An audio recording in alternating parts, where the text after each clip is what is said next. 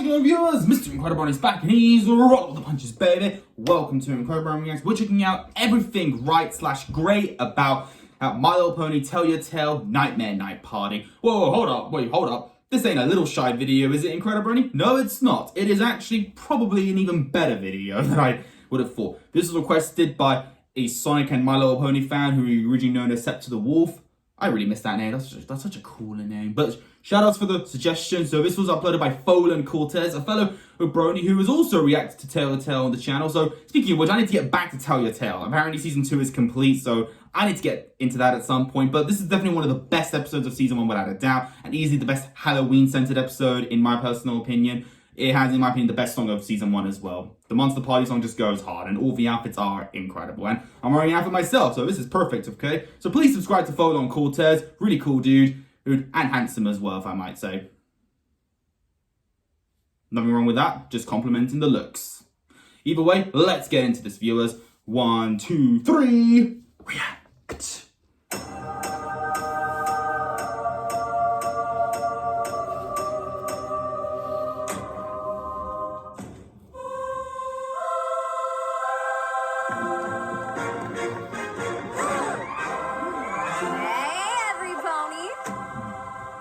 Would you look at that? The continuity pays off. Pip's costume is the same dress that appears in the episode My Bananas on her fails montage. I'm glad she finally got over that wardrobe malfunction. And speaking of Effie Pip Trinket, did you also know that her fancy dress is literally in a piece of merch? The wavy crown and her golden cloak are a perfect replica of the Crystal Adventure Pip figurine. That's straight the more away you know. 3 wins for incorporating merchandise fashion into the show.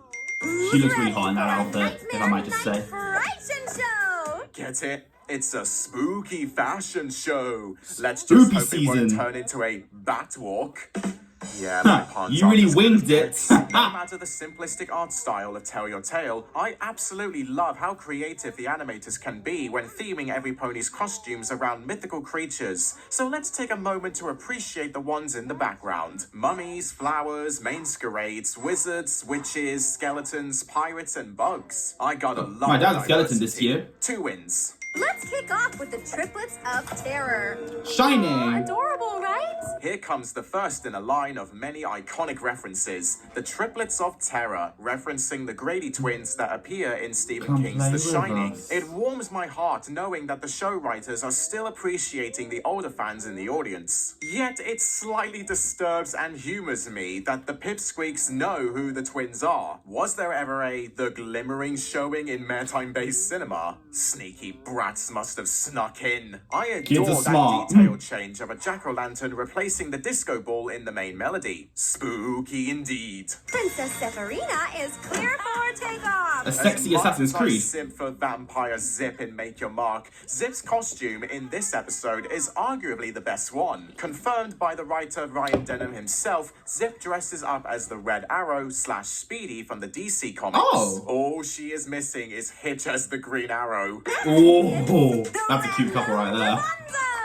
You may think Rufus has the costume of an ordinary clown, but his name defines otherwise. Rufunzo is a reference to a Halloween decoration with the same name, Funzo. Rufus just looks less horrific, although if he had those demonic yellow eyes and evil mouth, then Rufus would be rocking best costume in the Frightened show. Absolutely. Plus, I enjoy the wild inconsistency of Rufus. He seems to be a jack of all trades, and he enjoys doing odd jobs, mostly on security and entertainment. His costume might also be a uniform. It wouldn't surprise me if Rufus performs as a birthday clown. Here's Hitch as...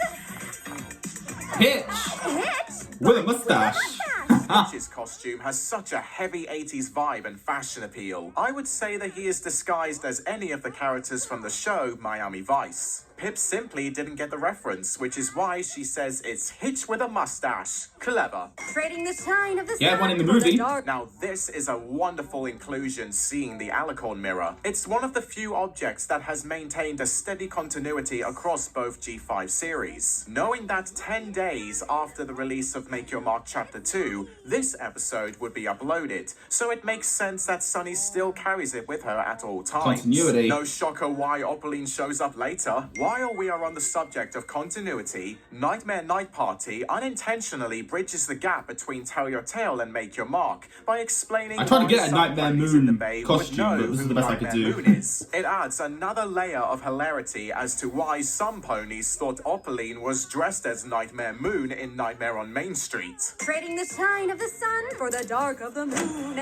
It's Sunny! Nightmare Moon was a wise choice for Sunny's costume. She upfront demonstrates her respect for the tales of old Equestria by basing her costume off of Princess Luna's evil counterpart. Sunny and Argyle were the only ones who listened to the stories of Twilight Sparkle and made an effort to preserve that history after all. What a smart win, so it earns double. Notice how Sunny's wings lash out like real wings? I bet that she is secretly in her alicorn form and she wrapped black fabric around her translucent wings to make her costume look more realistic in that regard. I love this subtle change in the score compared to the introductions of the previous costumes. It was groovy and upbeat then, until it turns ominous and near silent when Nightmare I can't wait to hear what it says about Izzy down where she's literally every pony. Sunny plays her part convincingly, extremely convincingly in fact, that I feel like that she's watched part 1's ending of Friendship is Magic and wanted to replicate Nightmare Moon's entrance with all the scared ponies introduced. She is a classic. Ryan Denham did his homework, I see. And done. Thanks, Dazzle Dazzle! Bye! How adorable of Izzy to nickname Jazz Jazzle Dazzle. For some pony as imaginative as Izzy, she's always calls me pulling out Brony the Wony. wonkiest of names for her friends, and I love it. Here comes Izzy! Oh, and she's brought all her best friends! Izzy's costume is absolutely nuts. She's dressed up as a zombie, but it's special as she is It's genius literally and made up cute. of parts of all of her friends. Izzy's even got Hitch's strap and she's dyed her mane and tail differently. I don't know if this was intentional or not, but it also reminds some of the fans of a certain infamous but popular fan fiction. I'll leave it to you to guess which one. Oh, Rarity let's New include Patterns? another win for those sickos. Or Cupcake, which one? Yes! Oh, no. Come on, Jazz. Pick one. I'm definitely going to read some At this point in the fanfiction series, tonight. Our Spooky beloved ones. Jazz Hooves is the most indecisive pony in the story, especially after her struggles in the episode All That, Jazz. I knew Her you were gonna trouble say to that. find a last-minute disguise is just hilarious. I am so sorry, but upon my first watch, I never noticed that the mirror Jazz is in front of is basically a giant iPad Pro. How it provides overlay filters to help customers preview their chosen looks is magical. It definitely helps to see yourself in a specific style before others see you. No one wants to pay for something they'll end up not liking after all. I swear, we also got a cameo of that mirror in the episode The Masquerade Ball when Hitch was deciding his hoof polish. Where can I buy a mirror like that? I want my mirror to do that. Once again, the intro theme continues to be unique in every episode. This time, I like it matching the tempo of the song Monster Party, which also makes its official debut in this episode. Not to forget the main instrument changing to an electric keyboard reminiscent of Michael Jackson's Thriller. Better than the Sim Ooh, Thriller. look at that, everybody. Not only is the Alicorn mirror an item that maintains continuity between the two shows, here is another one, Misty's Masquerade mask. Thanks to a confirmation by a fellow user. That's a cool this detail. happened because the production team for Make Your Mark shared several scripts and concepts with the team that worked on Tell Your Tale, although the communication between them was only unidirectional. I am aware the That's G5 has why come we to an have end. visual I am sad, continuity but I'm in not going to let some it parts, ruin but me. not in the story. I'll continue The Tell Your episode Tale Season 2 deserves at a some win point. nonetheless for what we got on screen. Reduced down to the style of Tell Your Tale, Misty's Masquerade mask is screaming foreshadowing in our faces. It looks like a butterfly wing, and eventually her cutie mark will take the form of one too after drawing it plenty on her flank. Notice the rainbow dash mane and tail and fake spike-colored wings on the wardrobe railing? Plus, I think it's cute how the coat hangers are shaped like hearts, and it's actually sensible they are smaller than ordinary coat hangers. Ponies are smaller than the average human, so they'd have no need for our lengthy ones. Whatever this is! How thoughtful of the residents to give Jazz an applause even if Pip had no idea what her costume is. Okay, Opaline, we're in.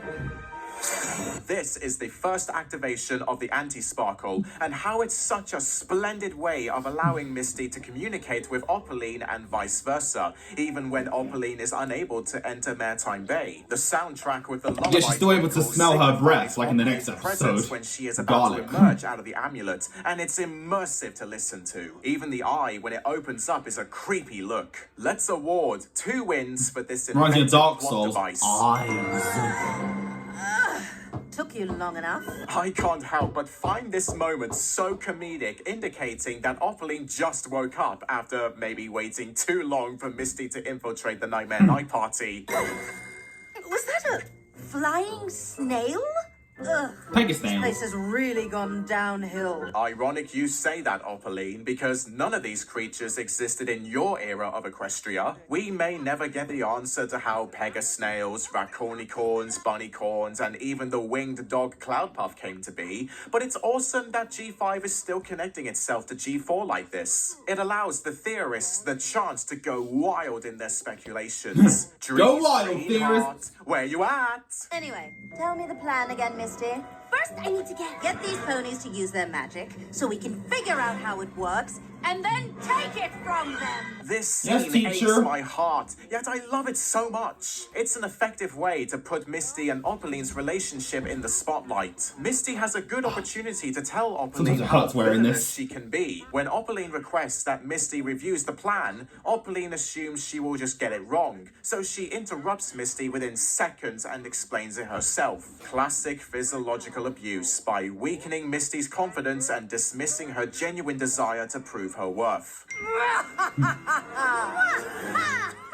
To stop doing that. Besides the evil laugh joke, we can see Misty's honest admiration for Opaline here. In the beginning, she really wanted to be a dedicated apprentice to Opaline. I'd go so far to express that Misty would probably have been a better villain than Opaline if she properly went over the edge. One of the best scenes of the episode, so here's 3 wins. There's something kind of creepy happening tonight.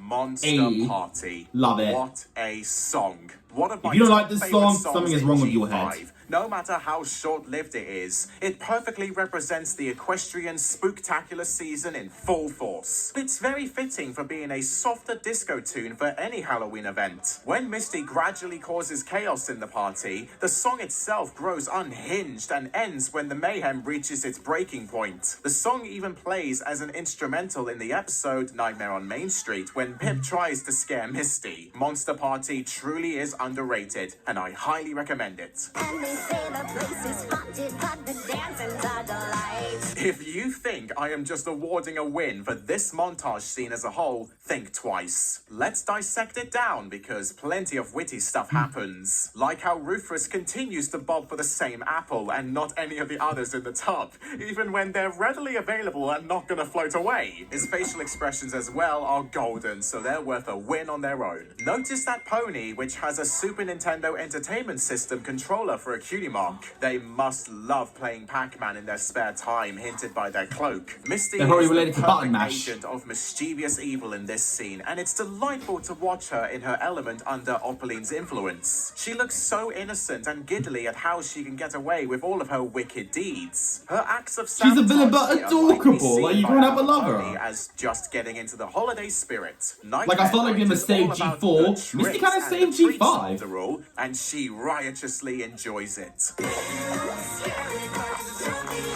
Is it just me who so desperately wants to take a glass of that Monster Punch from the fountain? I mean, candy corn and lime juice? I have a sample right here, buddy. You want to sit forward on Cortez? No, we can share. Of the episode. That's the win. Green Ghost Cake? My favorite! It's a Now I'm little hungry. issue, but I like the other games shown around the main melody. Face cutouts for splatterings and spooky tower topplings. I would have a field day in Maritime Bay for Halloween. Oh, I would too. Also, Halloween's like my favorite occasion, personally. Free candy viewers, like, come on. That normal dance Misty does is one of the funniest things in the episode. Trying not to call attention by dancing around being normal. What a massive contrast to how she realistically doesn't understand how to vibe during a party. I love this song! So, a part of her is actually enjoying this party? Good for you, Misty. That pony Sparkle is all mixed up. Yeah, something's very suspicious about her. Zip might be more openly accepting No of Among Us Misty reference? as a Okay. friend at this point, but she shows that she hasn't completely brushed her previous suspicions in Chapter 2 under the rug. The signs of a proper detective. Best detective in the world. What's the party? Oh, flicking this. What an excellent That's better. juxtaposition with the lyrics and what's happening at this particular point in the episode. The song telling every pony to not be frightened, and there the ponies are, afraid of the punch flooding the place. Even the song representing nothing is what you expect, and normally when bobbing for apples, you wouldn't expect the apple to drag you into the tub like what happens to Rufus. No, you would It's not. hysterical as hell, so... And there was Bobbing for Apples joke in season 1 of My Little Pony. I think Gummy was in it. Smiley-faced plug sockets. No one loves ruining a party as much as I do, Misty. But you You love party throwing ruiner! yourself a party whenever Misty isn't home. How beautifully hypocritical can you be, Opaline? Well, her name is Evil Butt, so, you know.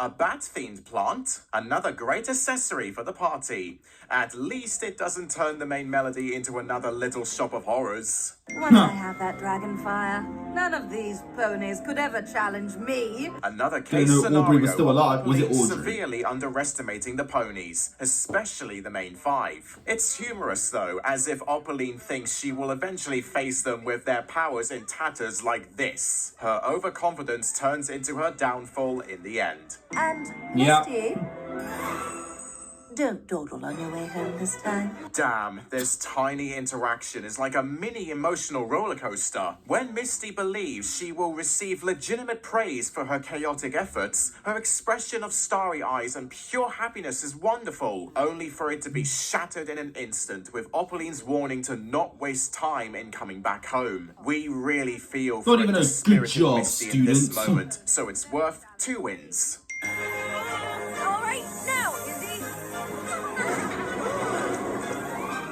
Teamwork. Makes the dream work.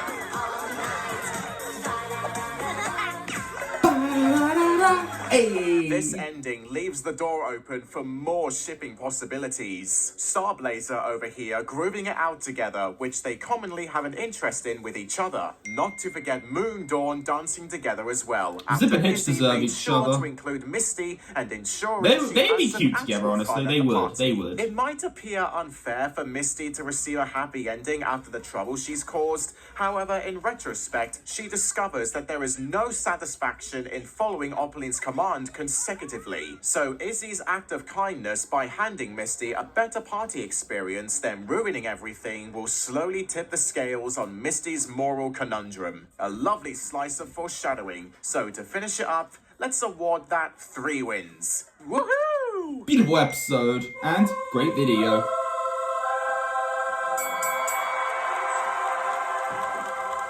Dreams to You know how you. many times I've wished that I could thank the hero for things he's done for the city?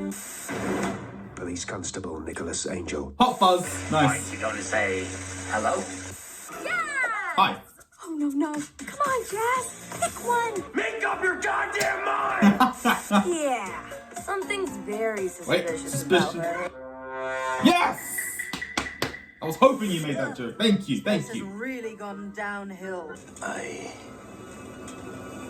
hate this place, this Society. reality, whatever you want to call it. I can't stand it any Can't longer. stand it any longer. Come and play with us, Daddy. That was obvious.